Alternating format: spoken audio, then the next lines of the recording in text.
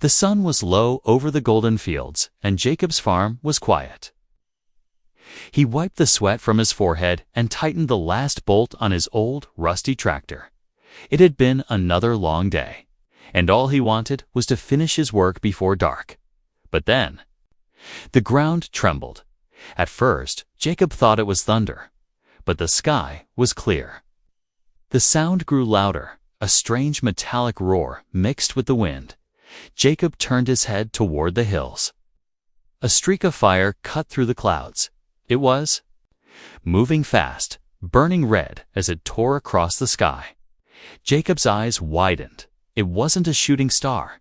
It was something bigger, something alive. The object twisted in the air, sparks flying off its sides, and then it slammed into the far end of his wheat field. The explosion shook the earth. Birds screamed and flew away. Jacob dropped his tools and ran toward the crash, his boots kicking up dust. Smoke rose in the distance. Black and thick, the closer he got, the more he felt the heat. Then he saw it. A tall figure in heavy armor, glowing faintly in the dying light. It stood up slowly, breathing hard. Jacob froze, his heart pounding. This was no human. The alien warrior was almost 7 feet tall. Her armor dented and burned. She carried a strange curved blade, sharp enough to split a tree. Her helmet's visor glowed red. Scanning the area, when her gaze locked on Jacob, she moved like lightning. "You," she hissed in a voice that was both mechanical and alive. "Are you the one who dared to bring me down?" Jacob blinked, confused. "I think you've got the wrong," but she didn't wait. With a roar, she charged forward, the ground shaking under her heavy boots. Jacob stumbled back. Looking around for anything to defend himself, his eyes landed on a wooden pitchfork leaning against the fence. He grabbed it just in time. Her blade came down with a flash. Jacob blocked with the pitchfork, the wood splintering under the force. The impact sent pain shooting through his arms. He had never fought anyone before, let alone an armored alien. The alien swung again, and Jacob dodged to the side. Her blade sliced through a fence post like it was nothing. Jacob tried to run, but she was faster, her armor clanking as she closed in. "You will fall like the rest of your kind," she growled. Her voice was filled with pride and fury. Jacob's boots slipped on the loose dirt. She lunged, aiming for his chest. In a desperate move, Jacob jabbed forward with the pitchfork. The metal tips hit a gap in her armor, right near her shoulder. She staggered, surprised by the hit. Jacob didn't waste the moment. He shoved with all his strength, pushing her backward. Her heel caught on a loose stone, and she lost her balance. The alien crashed into the side of the tractor. The heavy machine groaned under the impact. A loose wrench from the tractor rolled off and hit her helmet hard. The sound was loud and final. The visor flickered, and she dropped to her knees. Before falling flat on the dirt, Jacob stood there, breathing hard. The pitchfork trembled in his hands. He couldn't believe what just happened. He had won. The alien's blade lay beside her, still humming with strange energy. Jacob cautiously stepped closer. Her armor hissed as steam escaped from hidden vents through the cracked visor. He saw her face, pale blue skin, sharp features, and eyes closed in unconsciousness. From the road, a few villagers had gathered. They stared in shock, whispering to each other.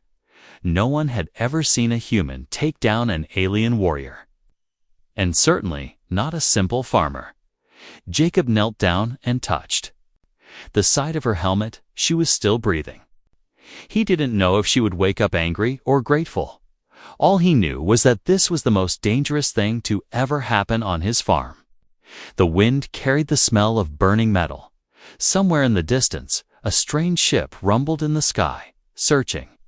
Jacob realized that this was far from over. He had just stepped into a fight he didn't understand, and the alien lying in his field might be the key to what happened next.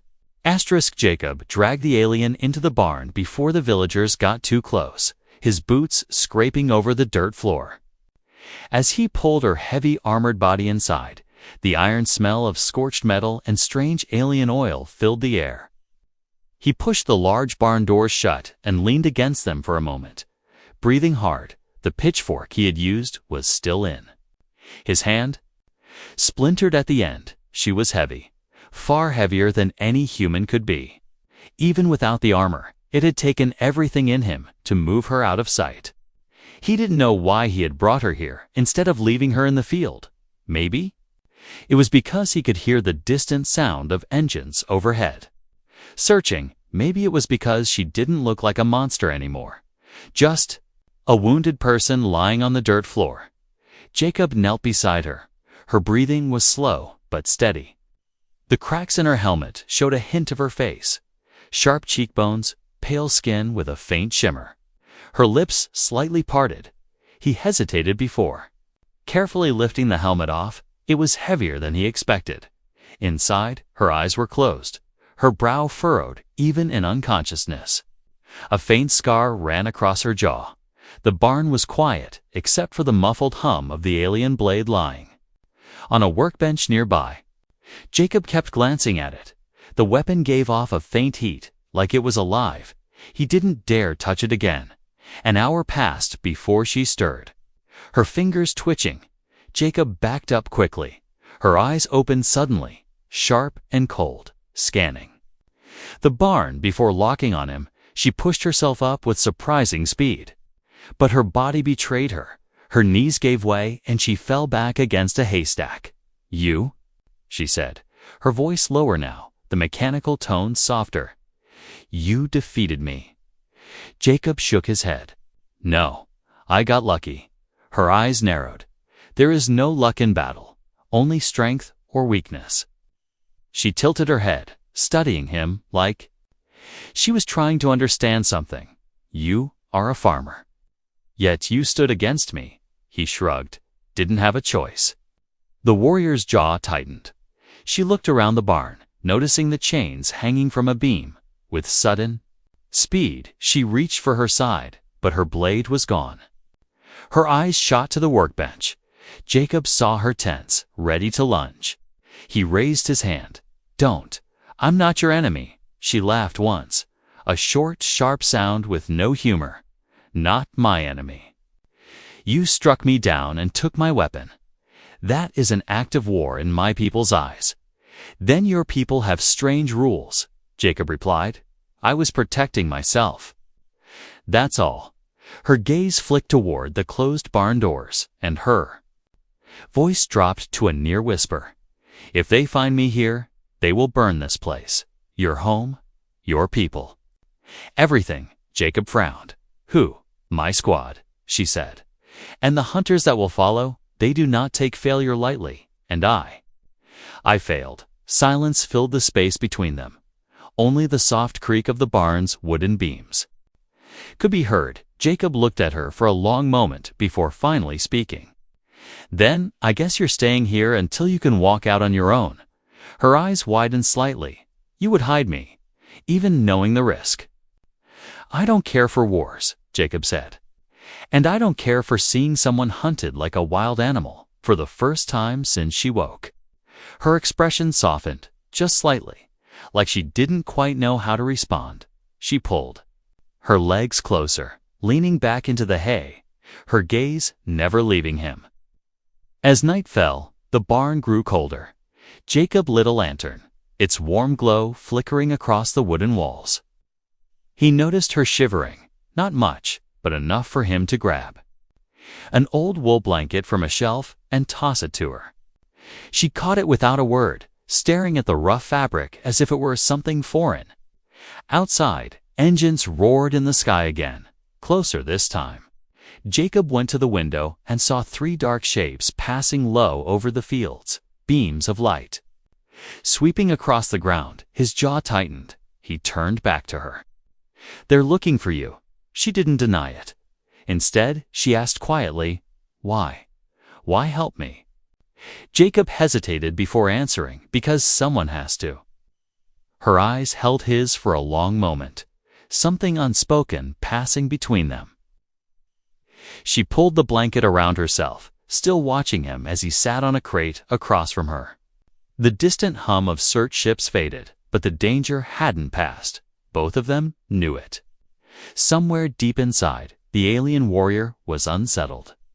She had been beaten before by warriors stronger than herself, but never by someone who refused to finish the fight, never by someone who walked away without claiming victory.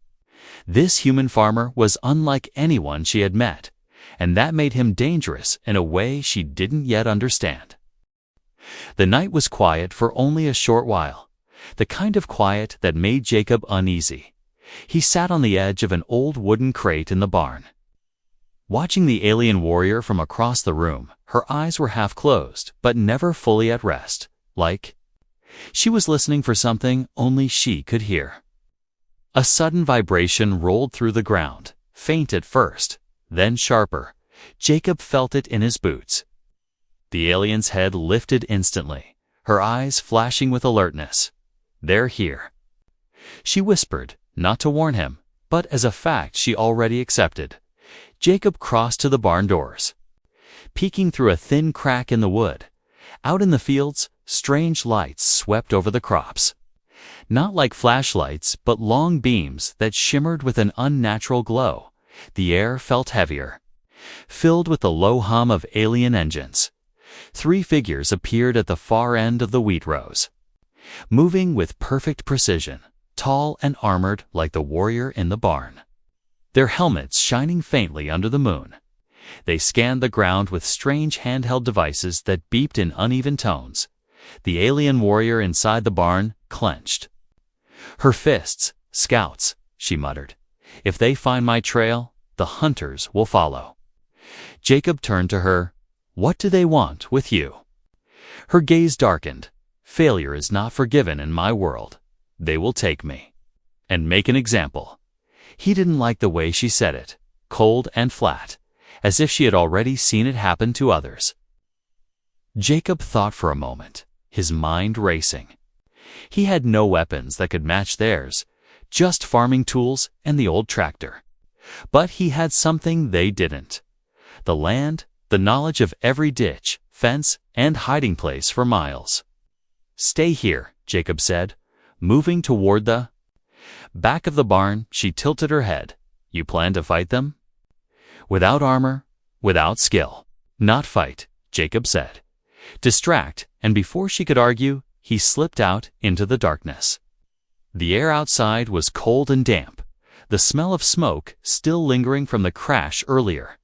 Jacob moved low through the wheat, his hands brushing the heads of the grain as he slipped between rows. He could hear the faint clicks and mechanical beeps of the scouts as they worked. One beam of light swept dangerously close to him. He dropped flat into the dirt, the soil cool against his cheek. When it passed, he crawled forward until he reached a spot where the irrigation ditch cut across the field. He found a rusted metal sheet he'd left there months ago. It was bent and sharp at the edges. Jacob picked it up and hurled it toward an empty water tank near the far fence. It hit with a loud, ringing crash. The sound exploded in the still night. Echoing off the hills, immediately, the scouts turned in unison, their visors glowing brighter. They moved toward the sound, scanning with their strange devices back in the barn. The alien warrior's eyes narrowed. She could hear their boots crunching against the dirt outside. She knew Jacob was out there. For reasons she didn't understand, she felt a twist in her chest. Not worry for herself, but for him. Jacob stayed low, circling back toward the barn from the far side. He moved quickly, but silently, his heart hammering in his chest. The scouts were now clustered near the water tank, scanning the metal sheet as if it were a clue, when Jacob slipped back into the barn through the side door. The alien stood waiting, her jaw tight. "You are reckless," she said. "That stunt bought you minutes, not safety. That's all we need." Jacob replied, "Minutes are the difference between being caught and being gone." She didn't answer, but her eyes lingered on him a moment longer than necessary, almost as if she was reevaluating him. Then a sudden, sharp noise filled the air, a deep, pulsing horn that made the barn walls shiver. Her eyes went wide. "The hunters," she said, her voice low and heavy. "They've called them—" Jacob felt the hairs on his neck rise. "Hunters. What's the difference?" Her gaze met his, unblinking scout search. "Hunters kill." Outside, the lights in the sky shifted. Sharper and faster, sweeping across the land like blades of white fire. Jacob realized this wasn't just a search anymore. It was a net closing. In, he stepped closer to her. "Then we hide deeper." Farther from here, she hesitated, her pride fighting her instinct for survival. But in the end, she gave a short nod. Jacob moved to the back of the barn again, this time pulling up an old trapdoor in the floor beneath it. A narrow root cellar stretched into the earth, dark and smelling of dust.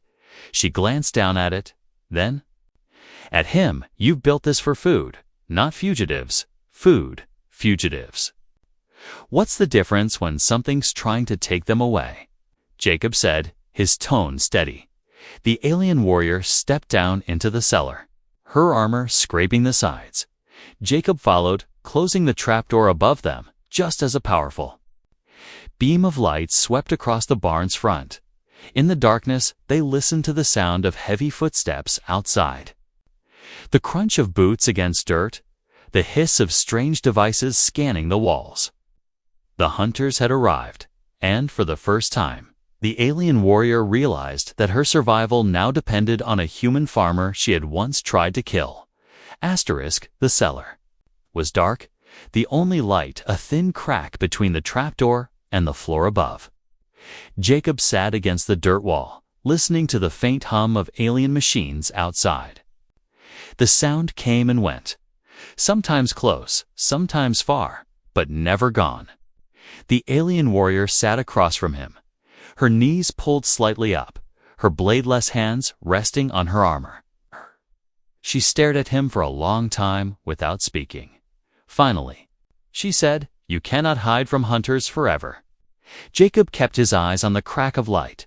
"I figured they will search every building, burn every field, dig into the ground if they must," she continued, her voice low but certain. "They are relentless." He glanced at her. "Then what do you suggest?" Her gaze hardened. "You must fight." Jacob gave a short laugh. "You've seen me fight, remember?" It was more luck than skill. Her expression didn't change.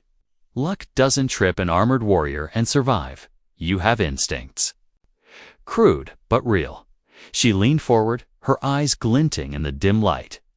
"I can shape them." Jacob frowned. "Shape them? Into what?" "Into something that can kill," she said simply.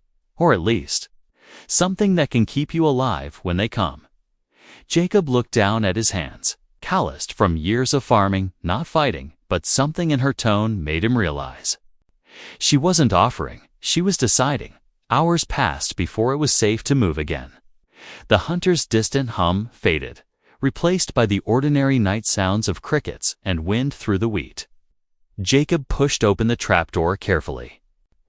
The barn above empty, no strange lights, no heavy footsteps. By morning, she was already outside, moving in the open field.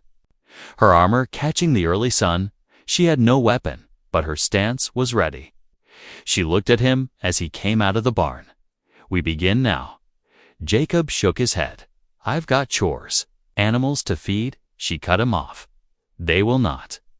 Spare your goats when they burn this place to ash." That shut him up. He set down the feed bucket and stepped toward her. "Fine. But don't expect me to learn alien kung fu in a day." She tilted her head slightly, confused by the words, but didn't ask. Instead, she picked up a long wooden pole from the fence and tossed it to him. "Your weapon until you can hold mine." He caught it awkwardly, the weight different from any farm tool. She moved fast, swinging her own pole in a wide arc. He barely had time to raise his. The wood smacked against his and sent a jolt up his arms. Again and again she attacked, each strike. Faster, harder. Jacob stumbled back, his boots digging into the dirt. Sweat already forming on his neck. "You trying to kill me or train me?" He gasped. "There is no difference," she said. Her voice sharp, but her eyes watching every move he made. By midday, his arms burned and his grip ached. She called for a break. Walking toward the water trough, she splashed her face without removing her armor, the water rolling down her pale skin where the armor's plates didn't cover. Jacob leaned on the pole, breathing hard. "So what's the point of this?" She turned to him.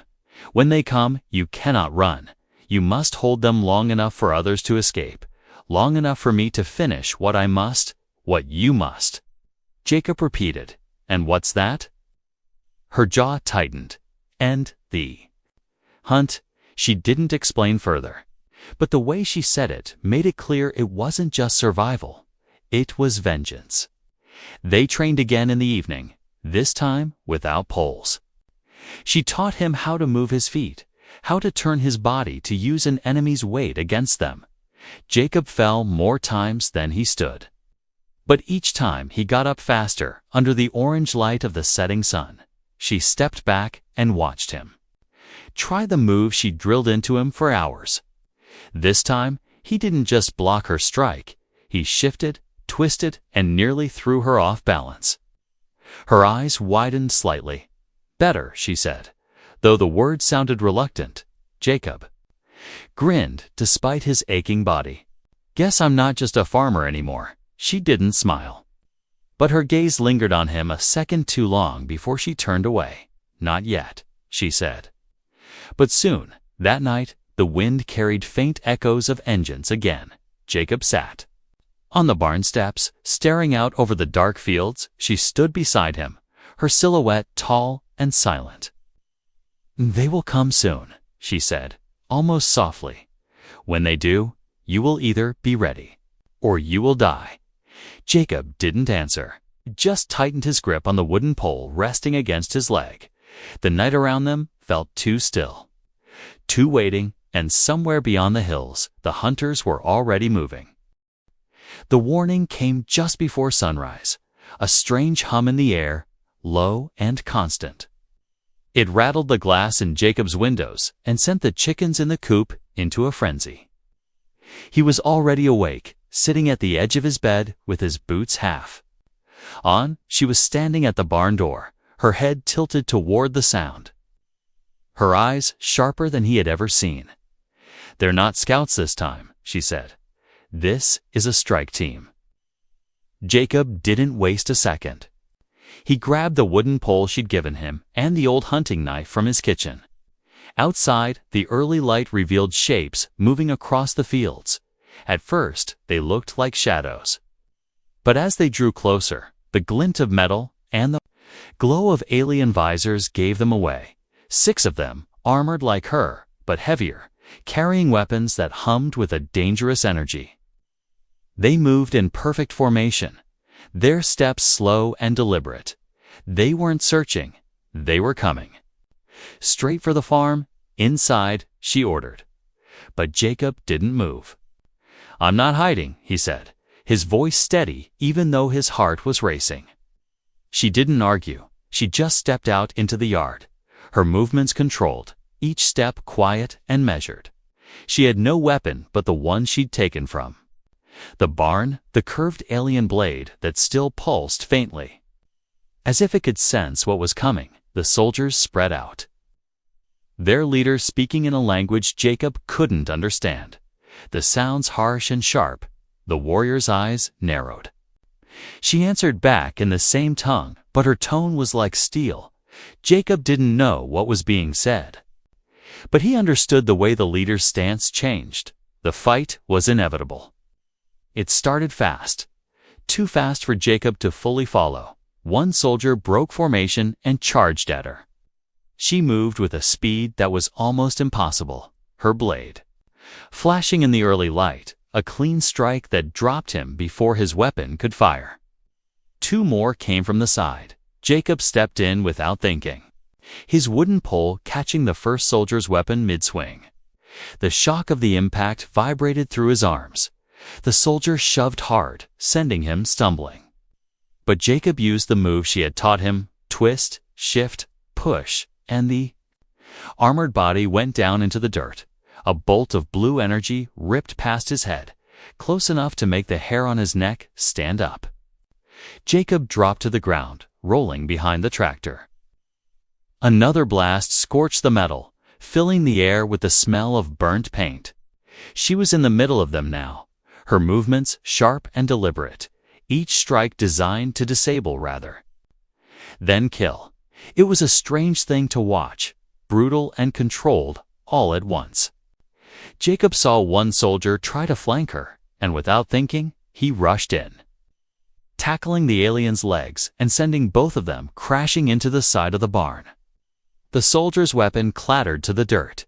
Jacob kicked it away and swung the pole down hard. The alien groaned and went still, but there was no time to breathe. The leader was advancing, his armor darker, heavier, his weapon longer and burning with a white light. Jacob's instincts screamed at him to back away, but his feet didn't move.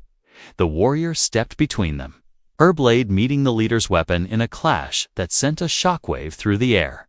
Sparks flew, her stance solid, but Jacob could see the strain in her arms. This was no ordinary opponent. He circled behind, remembering the training, his eyes scanning for an opening. The leader's armor had small vents near the lower back, just above the waist. When the two locked blades again, Jacob darted in, jamming the tip of his pole into one of the vents and pushing with everything he had. The leader roared, stumbling forward just enough for her to twist her blade and drive him to the ground. The hum of his weapon died instantly. Silence fell over the field. The remaining soldiers frozen for a heartbeat before turning and retreating into the mist. Beyond the crops, their boots pounding the earth in perfect rhythm. Jacob stood there, breathing hard, the pole still in his hands, splinters digging into his skin. She turned to him slowly, her chest rising and falling, her armor scuffed and cracked. "You fought," she said simply. No sarcasm, no mockery. "And you didn't die?" He gave a half smile. "Guess your training worked." For a moment, something unspoken passed between them. Not gratitude exactly, but something heavier. She looked at him as if measuring not his strength but his resolve. Then she glanced toward the hills, her expression tightening again. This was only the first wave. She said, "They will send more, and they will not underestimate you again." Jacob nodded, gripping the pole tighter. "Then we'd better be ready." The sun broke over the horizon, spilling gold across the battered field. The smell of burnt earth still thick in the air and in the quiet after the fight. They both knew this wasn't the end. It was just the beginning. The quiet after the battle did not last. By midday, smoke was rising from the far edge of the valley, dark and heavy against the pale sky. Jacob stood on the fence line, watching it twist upward. The alien warrior came to stand beside him, her face unreadable. "That's not a fire from the fight," Jacob said. "That's something else." She nodded slowly. "It's a signal." "Signal to who?" Her answer came like a blade to the gut. "To the commander." Jacob felt his stomach tighten. "Commander?" She looked at him, her eyes cold. "A high-ranking leader of the hunters, stronger than all you have faced, if he is coming." "Is for you?" Jacob blinked. "Me? Why me?" "You defeated his soldiers, humiliated his strike team, and worst of all, you fought beside me," she said, her voice lower now. "That makes you an insult to his pride." Jacob turned away, trying to make sense of it. But the sound reached them before he could think any further, a deep, resonant hum that seemed to pull at the air. It was not like the whine of the scouts or the rumble of the strike team. This was slower, heavier, a predator sound from the hills. A single figure emerged, walking with a steady, deliberate pace. His armor black with streaks of red across the plates. His helmet shaped with cruel, sharp lines, and in his right hand, a long staff crackling with white light. The alien warrior's stance shifted. Subtle, but ready. "Stay back," she said. But Jacob didn't move. He just tightened his grip on the wooden pole, leaning against the fence. The commander stopped a few paces away, his voice booming through the helmet. Speaking in his own tongue, the warrior replied in the same language. Their words sharp and quick, Jacob could not understand. But he saw the way her shoulders stiffened. The slight flicker of her eyes toward him. Whatever was being said was about him. Finally, she turned. "He offers you a choice. Fight him in single combat, or watch this place burn to the ground." Jacob's grip tightened. "That's not much of a choice." "It's no choice at all," she said. "But if you refuse, they will destroy everything and leave nothing for you to bury." Jacob took a breath, then stepped forward. "Tell him I accept." Her eyes widened slightly. "You cannot win." "Maybe not," Jacob said. "But I can make sure he doesn't forget me either." She stared at him for a moment, then moved quickly to the barn, returning with something wrapped in cloth.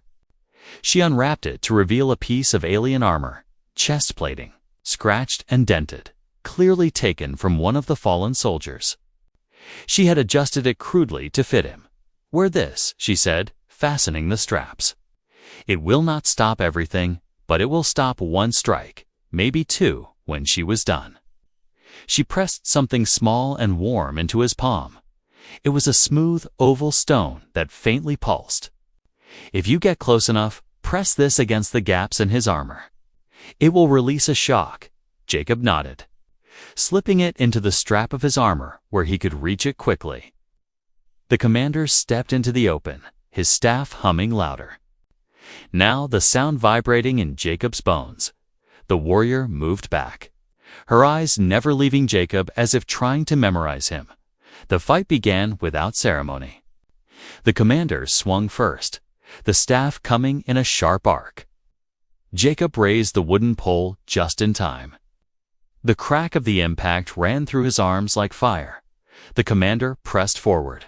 T's strikes heavy and precise, each one forcing Jacob back, the dirt kicking up under their boots. Jacob dodged one swing and stepped in, jabbing the pole toward the commander's side. It bounced off the armor, useless.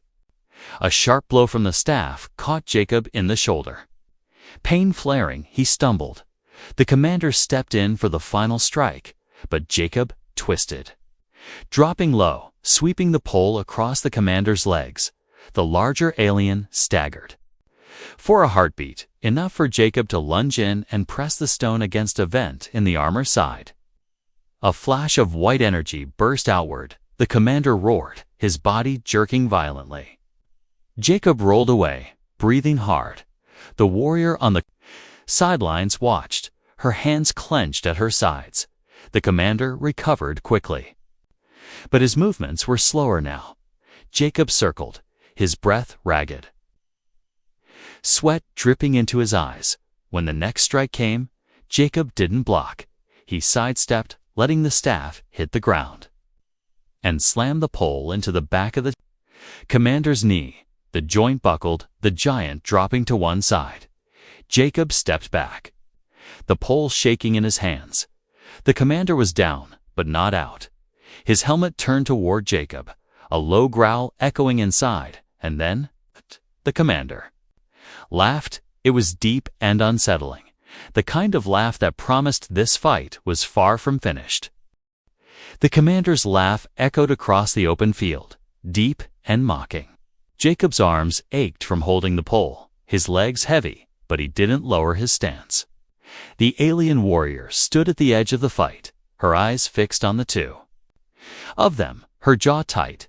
The commander rose slowly, each movement deliberate, as if to show that Jacob's strikes were nothing.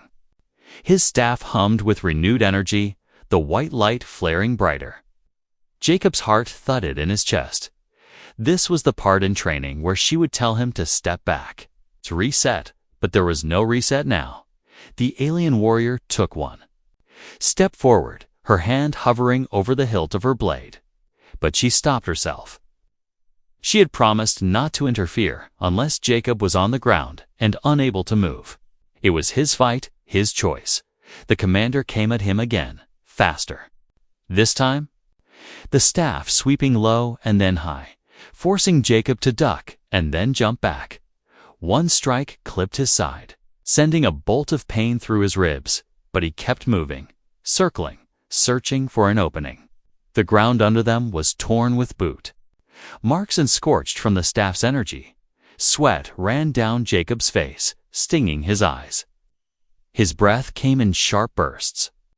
Then the commander overreach, a wide swing that cut through empty air as Jacob pivoted. He stepped in close, so close he could smell the faint metallic scent of the alien's armor. He slammed the butt of the pole into the back of the commander's knee again, harder this time. The joint bent, the massive figure dropping half a step. Jacob shoved forward with all his weight. The commander stumbled, just enough to throw him off balance. Jacob reached for the stone still strapped to his armor, but the commander saw it coming with a roar. He caught Jacob's wrist and twisted. The stone flying into the dirt, Jacob gritted his teeth as pain shot up his arm. The commander pushed him back with a force that nearly sent him sprawling. The alien warrior's fists tightened at her sides.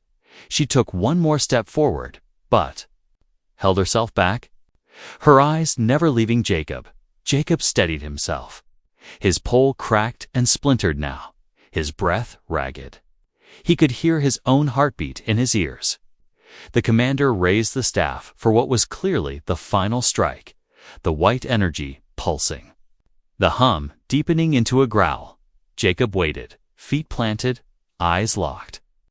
At the last second, he shifted to the side. The staff slammed into the dirt, sending a shockwave through the ground, dust and smoke billowing. Jacob didn't hesitate.